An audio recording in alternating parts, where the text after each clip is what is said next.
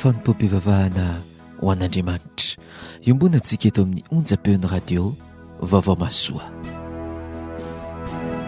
Fanompom-pivavahana anio tarihan'ny sampana sekolelady ao amin'ny FGKM Ivandro Firaisana.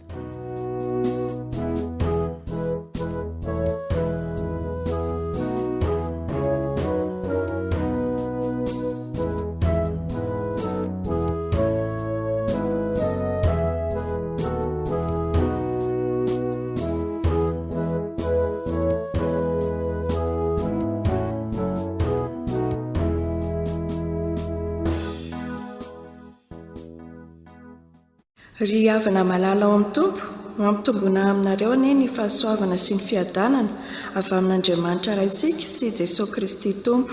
Amen. Ovakitsika ny salamo entintsika hiderana ny tompontsika. Salamo 5:10, ny andininy voalohany hatramin'ny 7 tapany voalohany. Salamo 5:10, andininy voalohany hatramin'ny 7 tapany voalohany. Amin'ny anaran'ny Tompo, avia, aoka isika iobo an'i Jehovah, aoka isika hanao feo fifaliana ho an'ny vatolahy ny famonjenantsika, aoka keo anatrehany amin'ny fiderana isika, aoka hanao feo fifaliana ho azy amin'ny firana isika, fa Andriamanitra lehibe Jehovah, ary mpanjaka lehibe ambony Andriamanitra rehetra izy. Eo an-tanany ny fitoerana lalina amin'ny tany, ary azy ny tendrombohitra avo. Azy ny ranomasina, fa izy no nanao azy, ary ny tany maina dia ny foron'ny tanany. Avy ka aoka hiondrika sy hiakohoka isika, aoka isika handohalika ao anatrehan'i Jehovah mpanao antsika, fa izy no Andriamantsika, ary olona fiandriny sy ondro tandremana isika. Amen.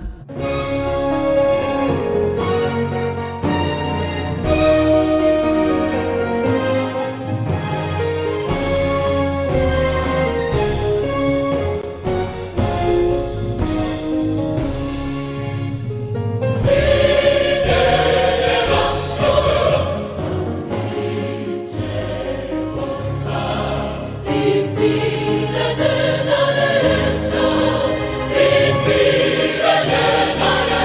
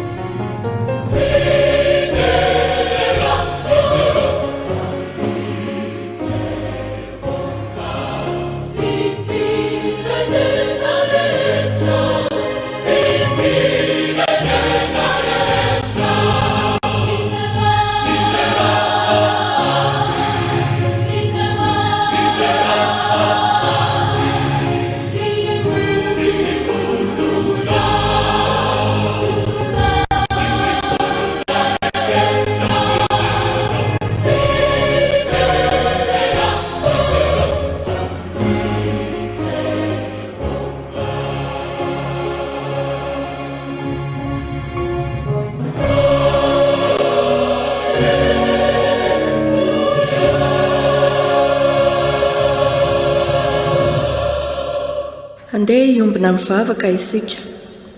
Isaoranay ianao Andriamanitra, eny isaoranay ianao fa akaiky ny anaranao. Mitory ny fahagagana ataonao ny olona, famindrampo sy fitsarana no ankalazainay. Ianao Tompo no derainay. Aokary ankehitriny fanainao masina, ampifatokanay tanteraka aminao Andriamanitra rainay sy Jesosy Kristy zanakao, ka atsiaro tafaray aminao izahay. Anovo hery sy aina vaovao avy aminao indray noho ny fitahinao izao fotoana izao. Ho voninahitry ny anaranao Andriamanitra irery ihany. Amen. Ry havana malala, enoy amin'ny fanajana ankehitriny ny teny manambara ny sitrapon'Andriamanitra amintsika. Ko aza menatra ny vavolombelon'ny Tompontsika izay namonjy antsika sy niantso antsika tamin'ny fiantsoana masina, tsy araka ny asantsika fa araka ny fikasany sy ny fahasoavany izay nomeny antsika tao amin'ny Kristy Jesosy hatry ny fony fahagola. Amen. Sambatra maitsomalana izay mandeha araka ny lalàn'i Jehovah, sambatra izay tanana ny teny vavolombelona ka mampiasa ny fony rehetra. Amen.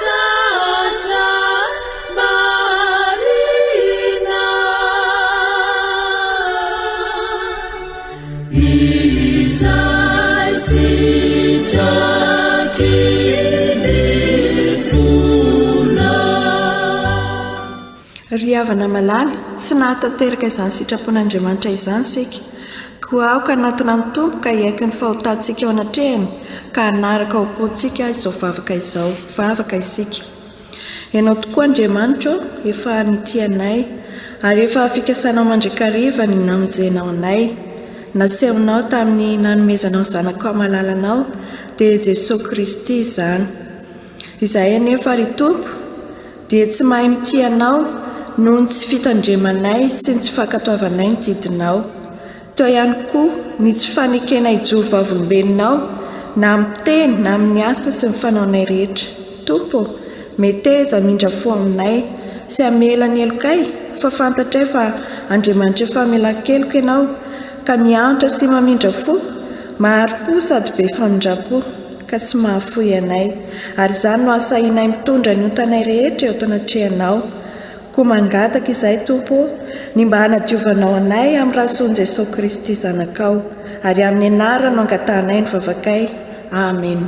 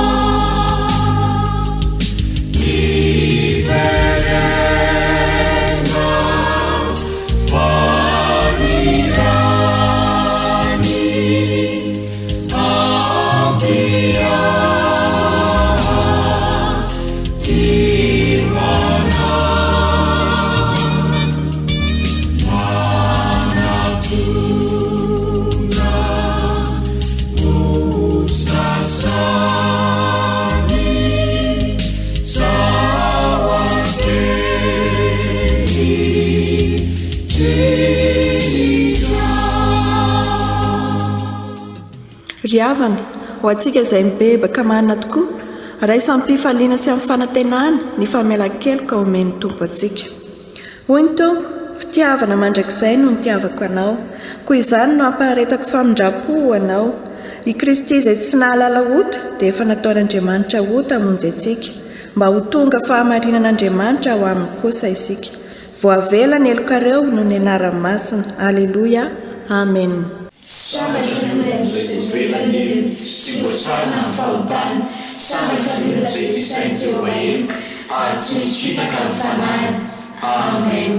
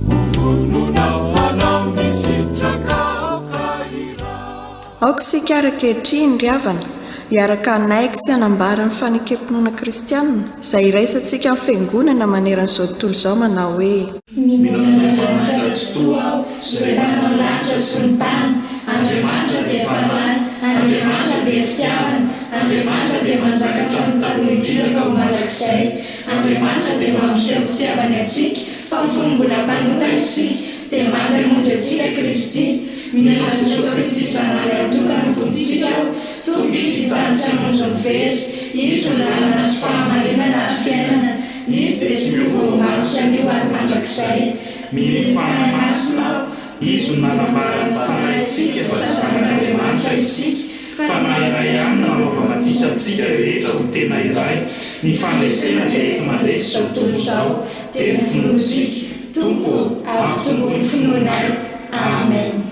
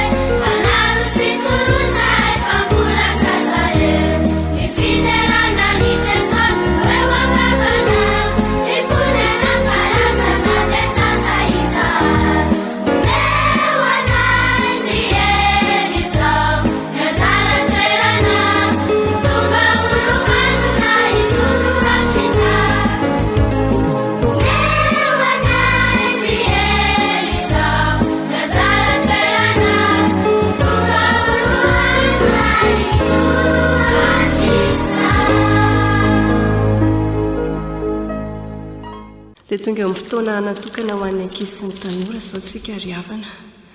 Mialohan'ny zavatra rehetra dia ndehantsika hiara hivavaka. mitenena aminay Jehovah fa miainanao zahay amin'ny anaran'i Jesosy. Amen. Ny tenin'Andriamanitra ifampizarantsika sy ifampahirezantsika amin'izao maraina izao dia ny Salamo 2:30 andiny 5 tapany 2. Salamo 2:30 andiny 5 tapany 2. Toy izao vakin'izany amin'ny anaran'i Jesosy Kristy. Hitsinjonao ny masoko ka hanolo-tsaina anao aho. Averintsika indray mandeha. Hitsinjonao ny masoko ka hanolo-tsaina anao aho. Amen. Mety maro amintsika ankizy no mieritreritra hoe zaza sika ankizy dia tsy hitan'Andriamanitra. Tadio anefa rakizy fa io mahainao mahazaza anao zao io mihitsy dia tsy adin'Andriamanitra velively ianao. Ty tenin'Andriamanitra ity dia natao an'ny olona rehetra na kely na lehibe. Raha toa ka tena matoky sy mino an'Andriamanitra marina ianao dia tadidio fa mitsinjo anao foana Andriamanitra amin'ny toerana rehetra izay alehanao. Andeny ty seho anankiray ity no entintsika hanamafisana an'izany. Nirehatra ny trano lehibe anankiray, tsy nisy afa-tsy zazalahy kely iray ny tao. Te hamonjy ny aina izy dia lasa niakatra tany amin'ny faratampony ambony tany. Izay no heveriny fa ahavovonjy ny aina.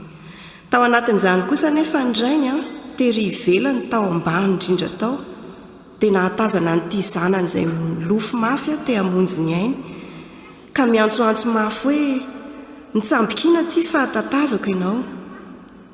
Dia mbola manohy miakatra ihany ty zazalahy ty satria neveriny fa tsy ho hitandrainy akory izy raha hitsambikina azy.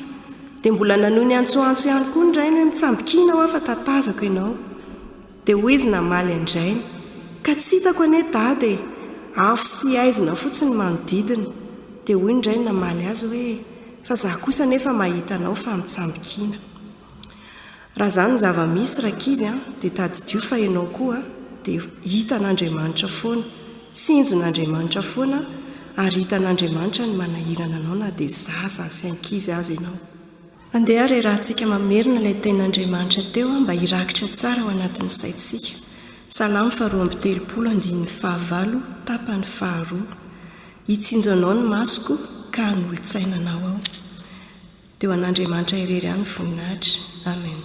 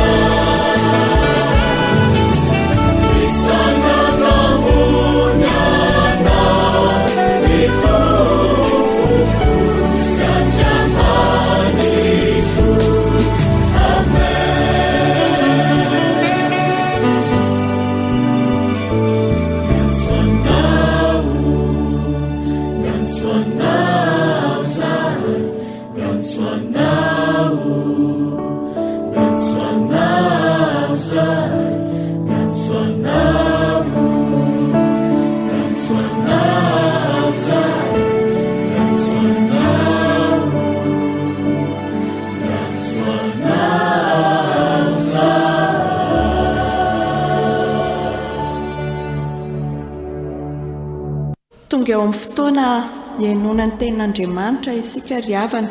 Mialohan'ny hamakiana ny teny dia mbola harivavaka isika. Ry Andriamanitra tomponay eo, mbola misaotra anao izahay ny hanomezanao anay fotoana ahafahanay mamaky ny teninao ary mihaino ny hafatra avy amin'izany teninao izany.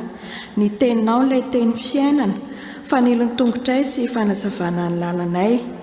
Koa ankehitriny ary Tompo, mangataka ny herin'ny fanainao masina trany, hiasa amin'ny mpanomponao izay hamaky ny teny mba ho voavaky araka ny sitraponao, ary indrindra ny mpanomponao izay hitory ny hafatrao ho aminay vahoakanao.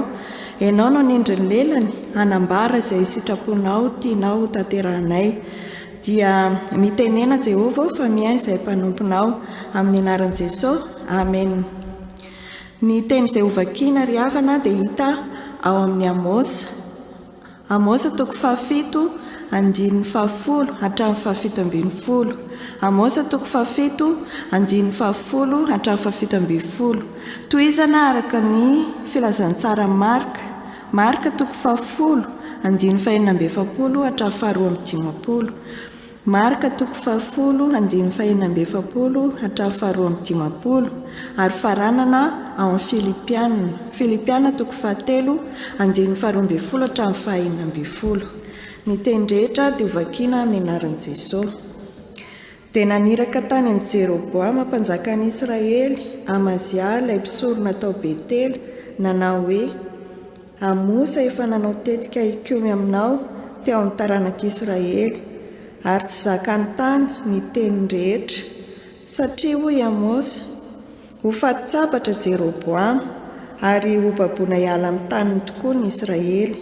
Ary hoy Amazia tamin'ny Amosa, ry pahita, andeha mandositra makany amin'ny tanin'i Joda ianao, ka mihinana haninany ary maminany ihany, fa aza maminany eto Betela intsony, fa fitoera-mason'ny mpanjaka sy tranom-panjakana ity. Dia namaly Amosa ka nanao tamin'ny Amazia hoe: tsy mba mpaminany aho na zanaky ny mpaminany, fa mpiandry ondry sy mpioty aviavy ihany aho. Saingy nalain'i Jehovah tany ampendrasan'ondry ka nataony hoe mandehana ka maminany amin'ny Israely oloko, ka mba henoy ny tenin'i Jehovah. Ianao manao hoe aza maminany ny hamelezana ny Israely, ary aza milaza ny hamelezana ny taranak'Isaka. Koa izao no lazain'i Jehovah: ny vadinao hijangajanga ao an-tanàna, ary ny zanakao lahy sy ny zanakao vavy ho lavitsabatra, ary ny taninao ho zaraina amin'ny famolaina, ary ny tenanao ho faty any amin'ny tany maloto, ary ny Israely ho baboina hiala amin'ny taniny tokoa. Ny nampahirantan'i Jesosy any Bartimeo jamba teo akaikin'ny Jeriko.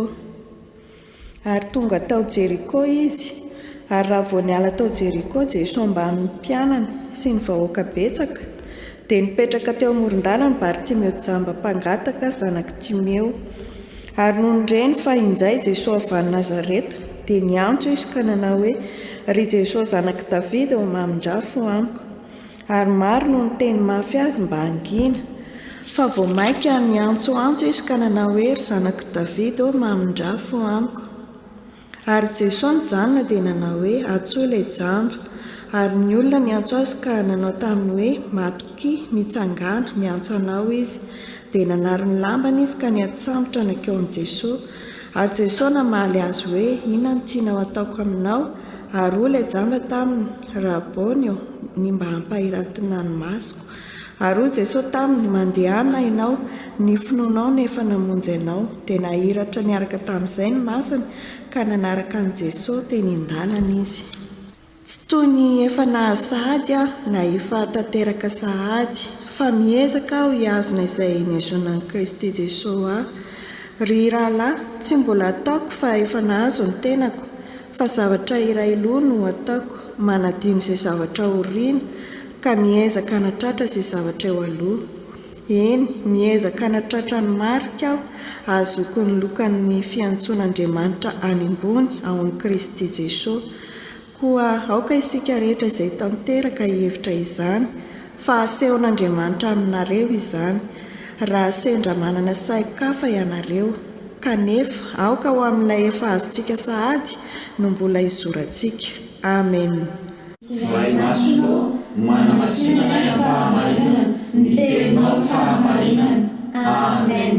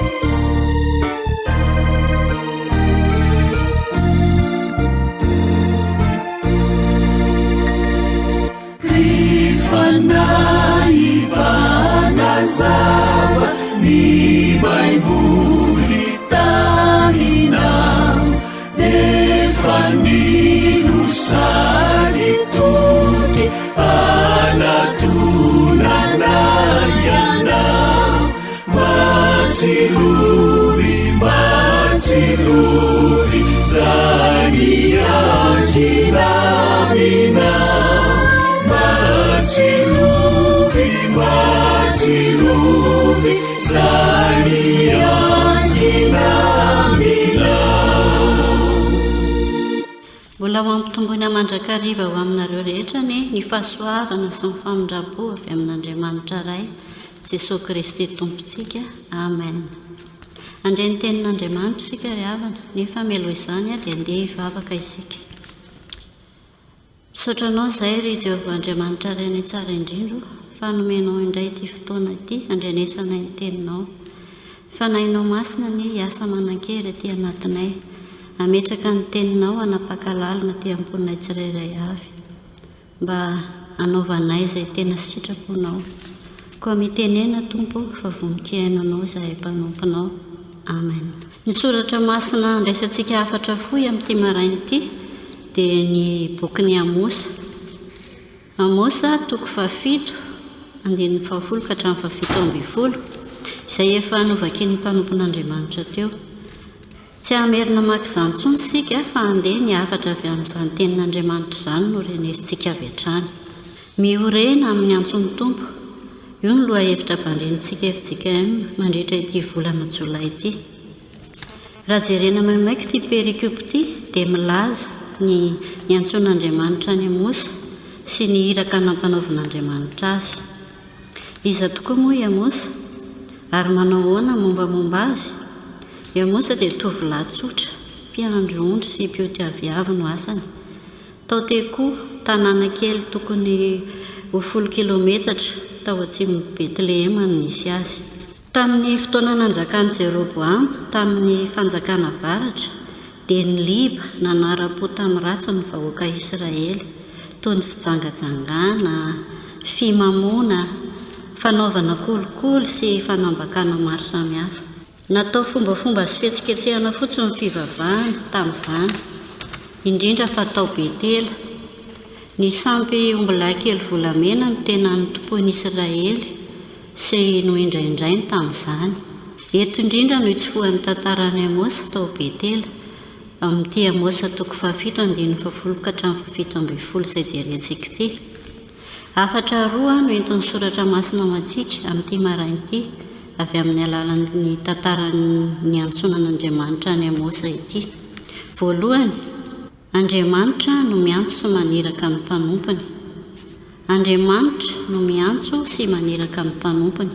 Tany ampiandrasan'ondry, tany Tekoa no niantson'Andriamanitra ny Amosa, ka nirainy amin'ny any amin'ny Israely. Ao amin'ny andininy 14b sy ny 10 no ahitantsika an'izany. Hoy ny teny amin'ny anaran'i Jesosy: fa mpiandry ondry sy mpiotiaviavy any aho, saingy nalain'i Jehovah tany ampiandrasan'ondry ka nataony hoe mandehana ka maminany amin'ny Israely oloko. midika izany fa tsy mifidy olona tsoin'Andriamanitra, ninonina iendreketany na ahoana na ahoana ny fahari-piainany. Maro ny tantara amin'ny baiboly ao no ahitantsika ny antsonan'ireo mpanompony, toy ndry Matio mpamory hetra, ry Paoly apôstôly izay anisan'ny mpanenjika fivavahana nefa natsoin'Andriamanitra, ry Samoela zaza. Marobe samy manana ny fomba niantsoin'Andriamanitra azy sy ny iraka nampanaovina azy. Amosy eto nantsoin'Andriamanitra ho mpaminany tamin'ny Israely. Tsy mba nandany antson'Andriamanitra Amosa fa avy dia nanaiky satria tsapany fa an'Andriamanitra ny fahefana. Hoy izy eo amin'ny Amosa 4:9-9, manao hoe ny liona no mierina ka iza no tsy atahotra. Jehovah Tompo no miteny ka iza no tsy aminany. Tsy nitsokady na ny alangala ny misesy fa tonga dia nandray andraikitra tamin'izay iraka nampanaovan'Andriamanitra azy. Nisy tamin'ireo mpaminany sasany voalaza amin'ny baiboly koa mantsy nandà tsy nanaiky ny irak'Andriamanitra nefa tsy namelan'Andriamanitra raha tsy mandeha, toa andry Jona. Ny rahana ho an'ny Ninive nefa nitsoaka tamin'ny Tarsisy ao amin'ny Jona 1 ny ahitantsika an'izany. Dia fantatsika tsara ny nanjoa azy fa natelo ny hazan-drano nandritra ny 3 andro, nefa rehefa mivoaka tao dia nandena mitahiraka ihany. Aza miandry famaizana ry havana vao manaiky ny irak'Andriamanitra. Manaraka izany raha norohainy Amazia mpisorona tao amin'ny alitara-tsampy hiala tsy aminany tao Betely Amosa, dia namaly fa tsy mpaminany izy sady tsy zanaky ny mpaminany koa, fa Jehovah ny antsona niraka azy. Olona natsoin'Andriamanitra hitondra hafatra eo amin'ny vahoaka no mpaminany fa tsy olona manira-tena akory. Tsy safidiny ny mpanompon'Andriamanitra ny hitondra hafatra fa fankatoavana nirak'Andriamanitra. Tahaka izany no nataon'i Jesosy Kristy, nanatanteraka niraka ny rainy tamin'ny fankatoavana tanteraka dia nahatongavany hitady sy hamonjy ny very. Nanolotra ny aina izy teo ambony hazo fijaliana mba ho famonjenantsika. Maro amintsika izay mihain'izao no efa natsoin'Andriamanitra hanao ny asany, ho mpitory teny, ho mpitandrina, ho katekista, ho diakona, ho mpitendry zava-maneno, mpiandraikitra amin'ny sampana isan-karazany. Ry havana tanterao ny fanomponao ka ataovy izay mahafaly, ilay niantso sy naniraka anao dia Jesosy Kristy ilay miteny hoe mandehany any amin'izao tontolo izao ka ataovy mpianatra ny firenena rehetra. Eny, mety misy koa teny hoe mbola tsy nandreza ny feon'Andriamanitra miantso izany mihitsy ry hava malala. Io Andriamanitra miteny aminao io amin'ny alalan'ny toriteny io ny iantsony ianao. Ny finoana dia avy amin'ny toriteny ary ny toriteny dia avy amin'ny tenin'ny Kristy. Miantso anao isan'andro ny Tompo fa ianao no mody sy mandre. Koa an'io raha hiaino ny feony ianao dia aza manamafy ny fonao, ekeo ny antsony ary tanterao ny hirany. Ndeha anao tahaka ny Isaia sika ka hanao hoe inty aho, irao aho. Fa izany indrindra no idirantsika amin'ny fizarana faharoa izay manao hoe ny olona nantsoin'Andriamanitra dia say manambara marina ny teniny. Ny olona nantsoin'Andriamanitra dia say manambara marina ny teniny. Araka ny voalaza amin'ny mpandinika ny soratra masina dia Amosa ny atao hoe mpaminany loza, izany hoe mpaminany milaza loza mandrakariva.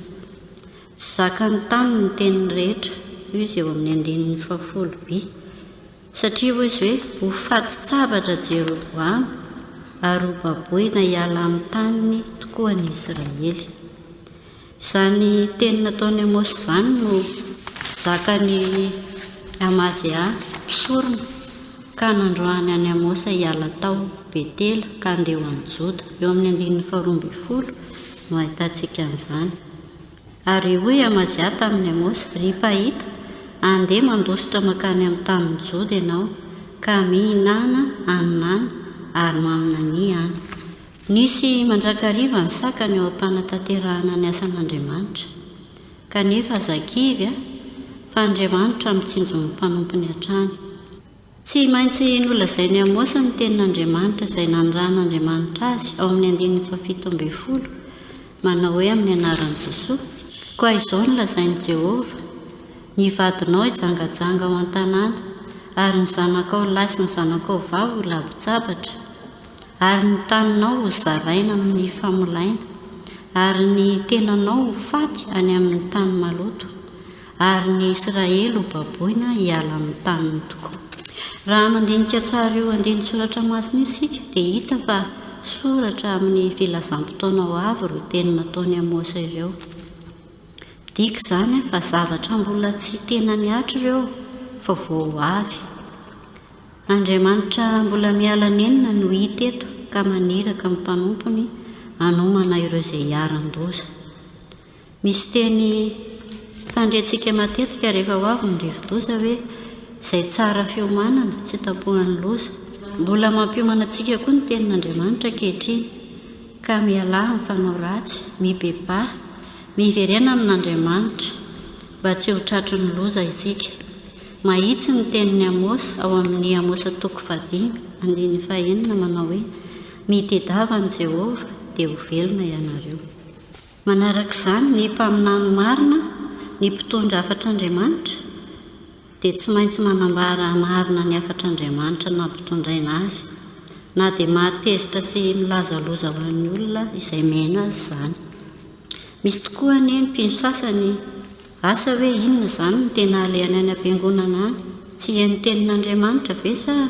Nefa rehefa sendra mifanandrify amin'ny fiainany sy ny toetrany ny toriteny ataon'ny mpanompon'Andriamanitra dia tezitra izy ary tsy miverina intsony satria hono ny fiainany mihitsy ny kiakianina sy hirahiraina any ambony pilipitra eny.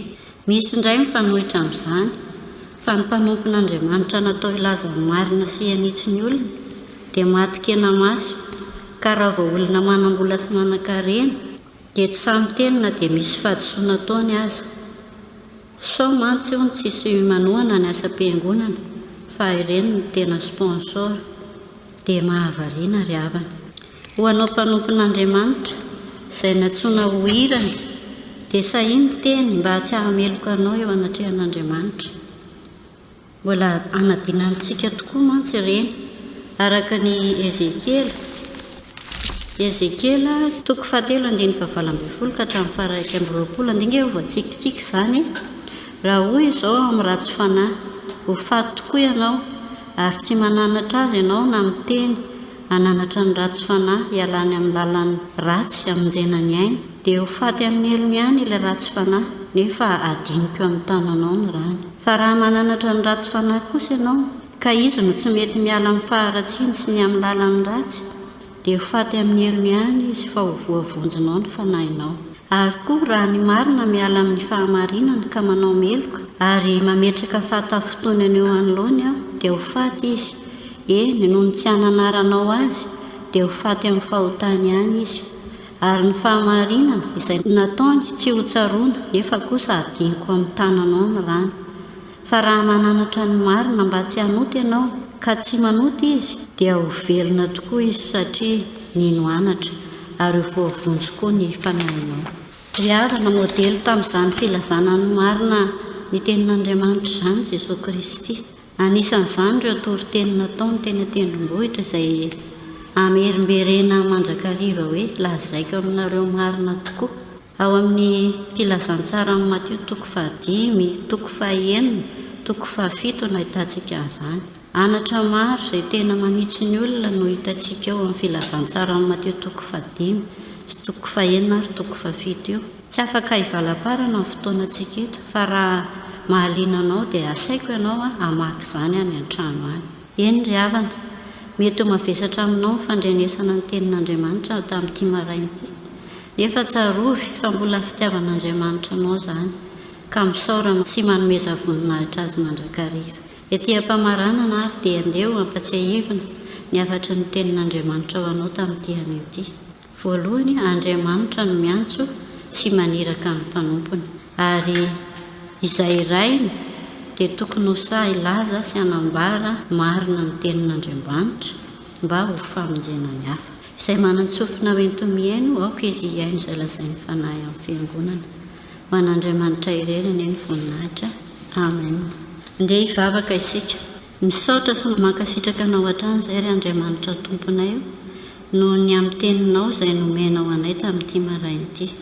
Ho vatsy-panahy hoentinay mamakivaky ty tontolo andro ty anie izany, amin'izay tokony horenanay amin'ny antsonao Andriamanitra, satria ianao ihany ny tompon'ny antso, ka izay tena sitraka ao marina no tokony ho tanterahanay, ary mamparisika anay ny teninao mba ho sahy anitsy ireo izay mivily miala mididinao.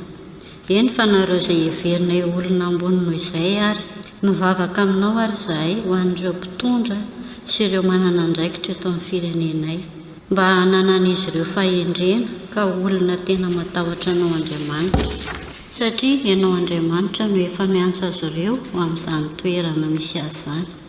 Tsy ho tia tena na ho tia vola na ho tia voninahitra fotsiny, fa hikatsaka izay tena mahasoa ny vahoaka malagasy.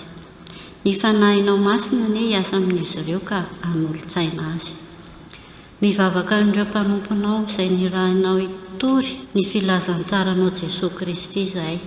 Atafio azy ireo ny herinao Tompo, hanana ny fanetretena mba hatotosana izay efa nikena teo anatrehanao, ka mba ho tena vonto ny filazantsara tokoa ity Madagasikara ity. Mivavaka ho an'ny vahoakanao rehetra, misy ireo mbola marary dia ny tana maherinao no angatahanay hanasitrana azy ireny. Misy ireo manana olana vokatry ny fioboana nisy teto dia maro no vesara trosa.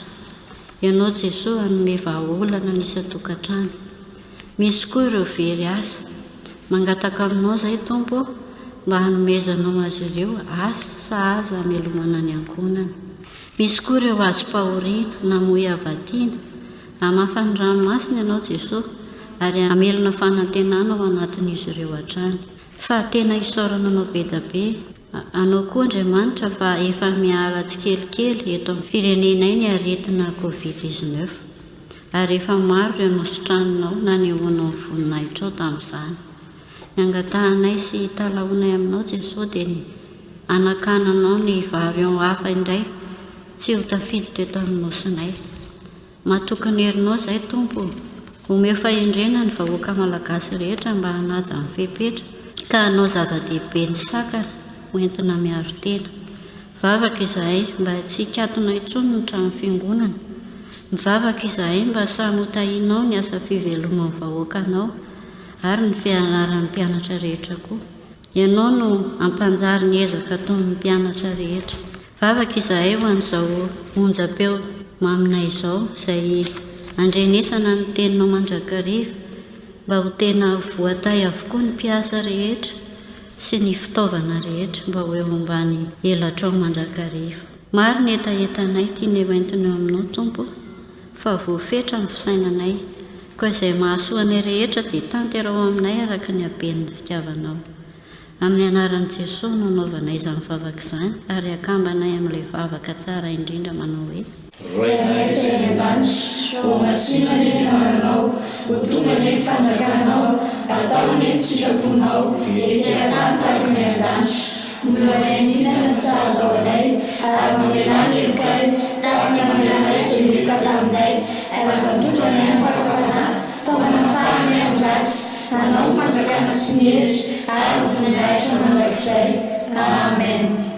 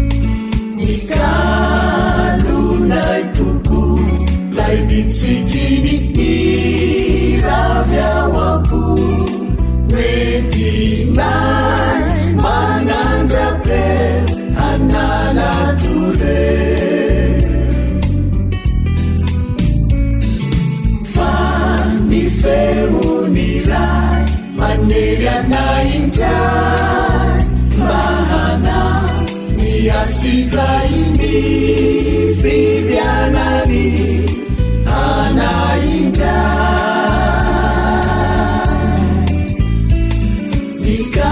nikanunai tuku laibitsikini iravyawampu retinai manandrape analatune Fazeso nifidiana ilaza amina winga nayanza rafamunzena sesehena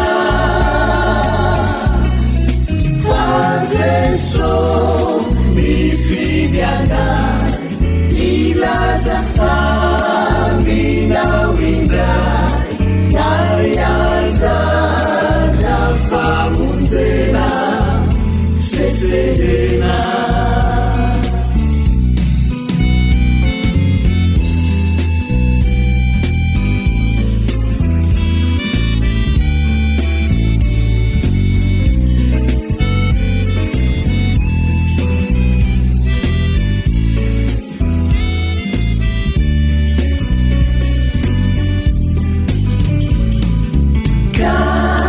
feunaiza lumbula etina miantswana isafidi ilai tupuirai upamunzina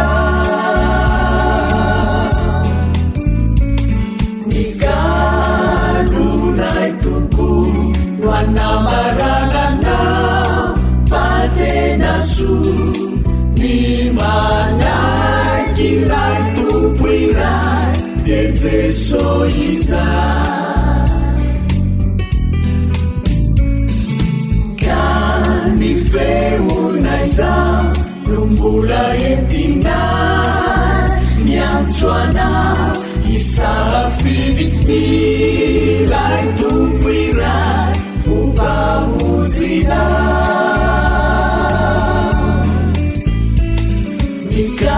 nikalunai tuku nuanamaralana patenasu nimanai kilai tupuirai dezesoiza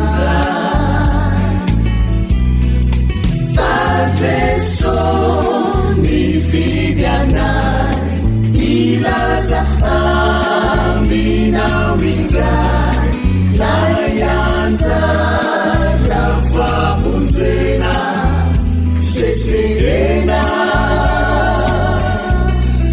Fazeso nifidianai ilaza amina wingai nayanza rafamunzena sesehena sesehena sesehena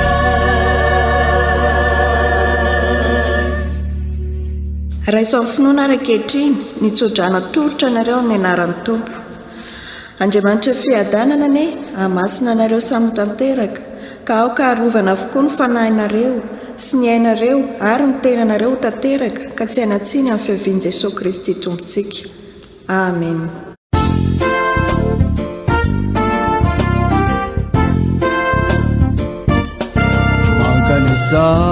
mijanare zay manjetazeta ho Jeso fity misy rano velona miboiboika sy tena soa maharitra mandraty izay ho an'ireo zay te handray Jesosy no rano velona atolotro anao ho anao Jesosy no rano velona izay natao amelona ny finoanao anatinao ka manava maharitra mandraty izay ho an'ireo zay te handray rano velona atolotroana hoana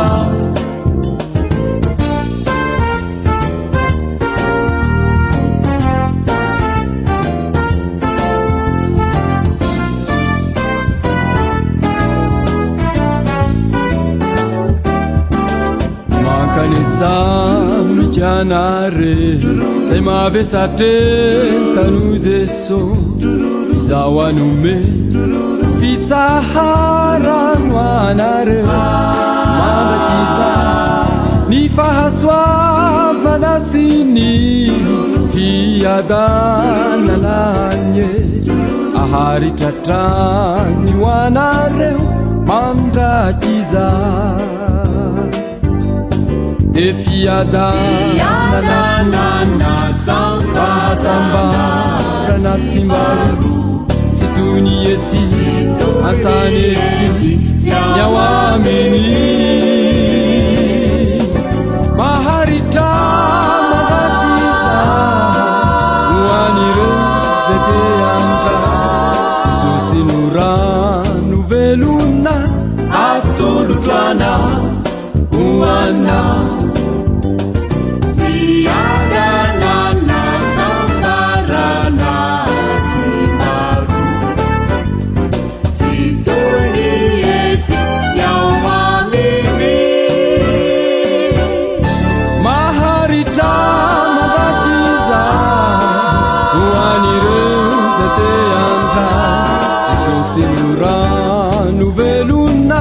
atolotroana hoana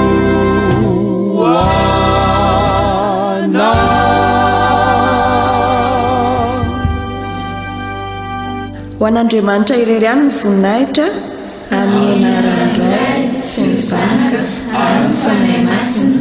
Amen.